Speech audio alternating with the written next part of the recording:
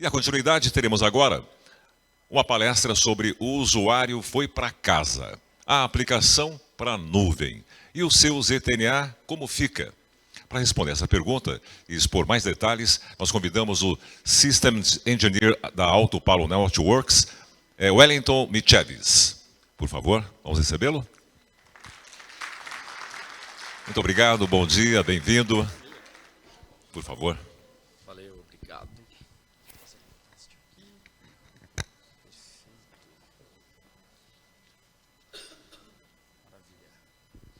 Me escutam bem?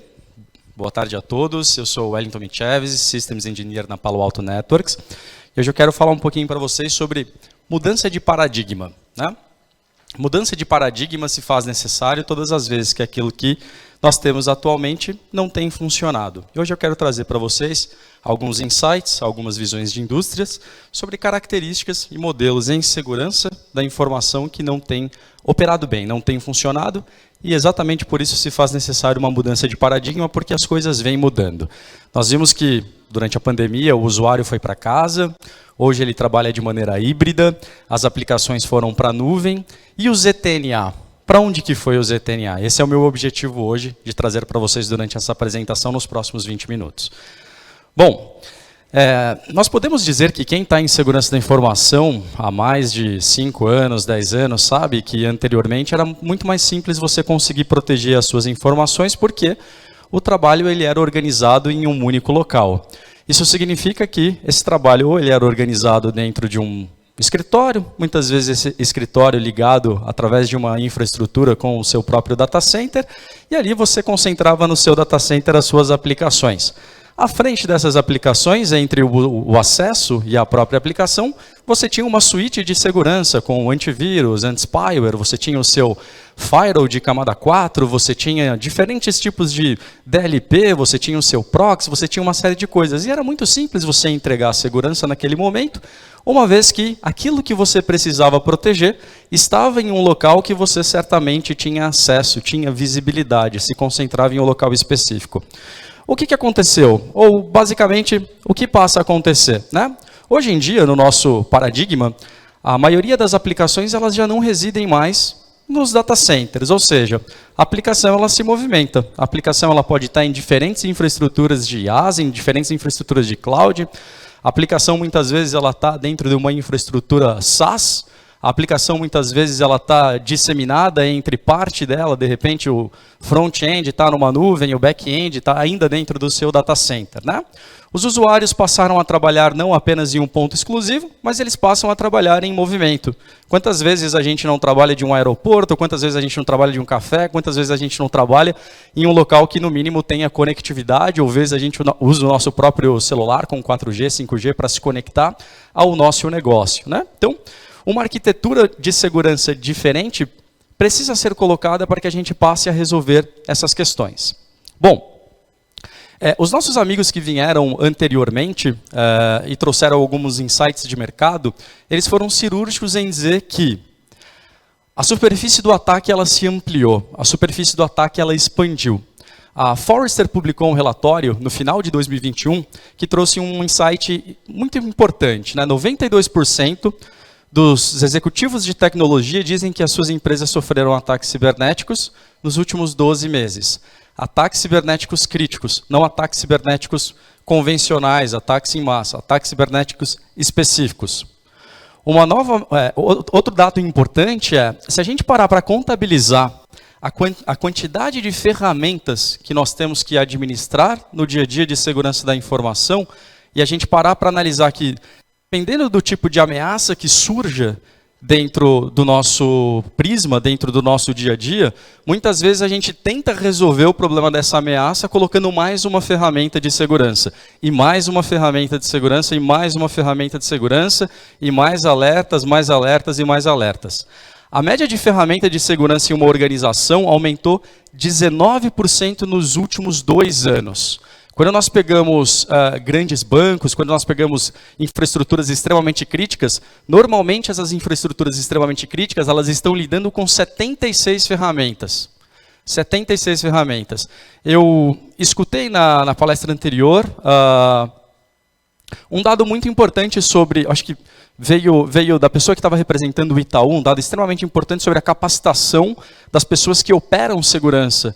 A dificuldade que a gente tem hoje para conseguir talentos, a dificuldade que a gente tem hoje para capacitar esses talentos. Isso se torna muito mais difícil quando, dependendo do tipo de ataque que surge, você precisa necessariamente de uma nova ferramenta de segurança, mais treinamento naquela ferramenta. A gente precisa trocar essa abordagem para um novo paradigma. Bem, nós percebemos que o mundo ele precisa dessa mudança por quê? O modelo de segurança que nós trabalhamos hoje ele é um modelo que ele vem ali do ano de 2010. Né? E ele segue alguns preceitos antes disso. Então, antigamente, quando eu precisava fazer a segurança de um usuário para acessar uma determinada aplicação no data center, o que eu utilizava? Eu utilizava uma VPN tradicional, ou seja, basicamente eu protegia o meio do caminho entre o acesso e a aplicação. Eu colocava ali algumas cifras de segurança, enfim, entendia que aquilo era o suficiente para proteger tudo aquilo. Dentro do ZTNA 1.0, o ZTNA ele foi desenvolvido, sobretudo, por John Kindevar, que foi um dos CTOs da Palo Alto por um tempo.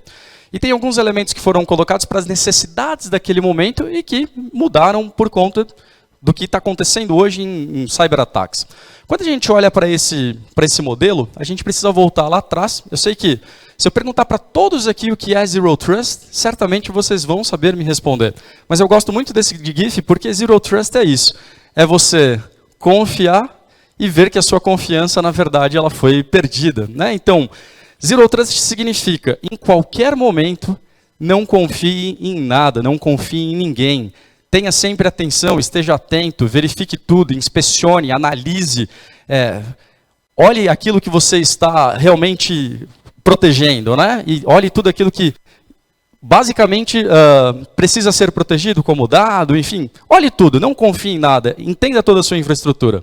Bom, a indústria tentou resolver o problema de acesso com o ZTNA 1.1. Né? Normalmente, tradicionalmente, o usuário ele se conecta a um access broker, né, um ponto de acesso específico. Esse acesso ele necessariamente é garantido. O usuário então passa a se comunicar diretamente com a aplicação. Uma vez que essa comunicação acontece, esse access broker ele basicamente sai do cenário e o usuário fala diretamente com a aplicação. Quais são as implicações que isso existe? Primeiro, e muito importante, algo que é o textuário do Zero Trust hoje. Você viola o princípio do menor privilégio. Por quê? Muitas vezes, a definição dos acessos a essas aplicações são feitas apenas por conceitos básicos. IP, porta, protocolo. É muito importante dizer que, muitas vezes, você estende um acesso, mas necessariamente você está permitindo mais do que aquele usuário, mais do que aquele desenvolvedor, mais do que aquela área de negócio precisa, mais do que a necessidade pede. Outro ponto, essas aplicações modernas, elas basicamente são dinâmicas, elas não têm um padrão estático. O que isso significa? Uma regra convencional, ela não vai ser suficiente para lidar com algo que o comportamento muda o tempo inteiro. Permitir e ignorar. É interessante a gente analisar que, uma vez que o acesso ele é permitido por soluções convencionais em ZTNA 1.0, tudo passa a ser confiável. Ou seja, você está assumindo que o comportamento da aplicação e do usuário não vão mudar. E a gente sabe que sim, isso vai mudar. Isso muitas vezes é interessante porque 100% das brechas de segurança acontecem em atividades permitidas. Há um permissionamento, não se reviu esse permissionamento. Bom, muitas vezes, quando esse acesso é concedido, as inspeções que se fazem em relação ao comportamento desse tráfego, elas não são eficientes. E muitas vezes cria-se um modelo de segurança que nós chamamos de segurança através da obscuridade. Você realmente não tem visibilidade do que está acontecendo ali. Você tem pequenas características da informação que não são suficientes para que você junte e entenda que aquilo de fato é um ataque cibernético direcionado, um ataque moderno. Bom, a proteção dos dados. Muitas vezes esses dados eles estão circulando sem visibilidade qualquer, em diferentes aplicações, em diferentes desktops, em diferentes serviços. É muito importante a gente entender que é preciso você inspecionar esse dado o tempo todo, de maneira constante.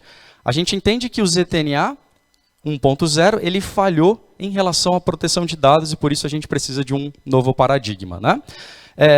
Basicamente, não basta você apenas conhecer a aplicação, a gente precisa conhecê-la em todas as suas características, ou seja, quais são os seus subcomportamentos, que tipo de acesso eu preciso dar, qual característica e área daquela aplicação. Não é toda a aplicação, mas aquilo que aquela área de negócio, usuário ou desenvolvedor ele precisa. Bom, pessoal, esses são alguns dos problemas que nós vimos quando a gente traz esse universo de ZTNA 1.0, que é um universo que foi desenvolvido ali nos anos de 2010. Em 2022, a Palo Alto introduziu um conceito chamado ZTNA 2.0. E qual é o objetivo desse conceito? O objetivo desse conceito é, você pode proteger o seu trabalhador, você pode proteger a sua organização, independente de onde o usuário esteja fazendo o acesso. Por quê? Esse acesso sempre vai se basear no menor privilégio possível. O que esse usuário precisa acessar? Em que momento esse usuário precisa acessar? É muito importante que quando esse acesso com o menor privilégio seja realizado, a inspeção ela seja de maneira continuada. A todo momento você vai inspecionar, principalmente quando há uma mudança no fator estatístico daquele usuário. Eu gosto sempre de dizer que segurança da informação é estatística. Né? Na palestra anterior nós estávamos dizendo que, olha, muitos profissionais de segurança da informação, eles já querem começar por cima, mas eles não entendem de rede de computadores e telecomunicações, matemática, estatística em si. Eu gosto de dizer que, basicamente, o que é um incidente se a gente perguntar para um professor de estatística? Um incidente nada mais é do que a classificação de vários dados brutos, ou seja, tudo que eu estou aprendendo. A estatística define que quando eu crio um rol, eu formato aquela informação e tenho um dado. A estatística define que um desvio padrão é quando algo fugiu do rol que foi criado. Para um time de segurança da informação, isso é um incidente. O que eu quero dizer aqui? Se mudou o comportamento do dado, mudou o comportamento da aplicação, mudou o comportamento do usuário, eu preciso necessariamente que a política de segurança, a forma com que eu entrego segurança, ela também se altere. É exatamente por isso que no ZTNA 2.0, a verificação ela precisa ser continuada, a inspeção ela precisa ser continuada. O menor privilégio, verificação continuada, inspeção de segurança, proteção dos dados, independente de onde esses dados estejam, em descanso, em movimento, na máquina do usuário, em alguma infraestrutura IaaS. Bom, pessoal, nós precisamos de uma solução, e a Palo Alto desenvolveu essa solução. Essa solução ela é focada na melhor experiência do usuário.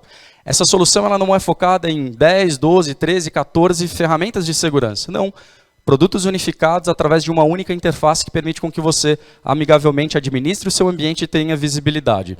Para que você consiga entregar uma arquitetura que é focada no usuário, independente geograficamente de onde esse usuário esteja, é necessário uma arquitetura escalável, é necessário utilizar do advento da cloud. Né? Hoje a Palo Alto Networks ela utiliza principalmente o Google e a AWS. O que eu estou dizendo quando eu digo Google e a AWS dentro dessa infraestrutura?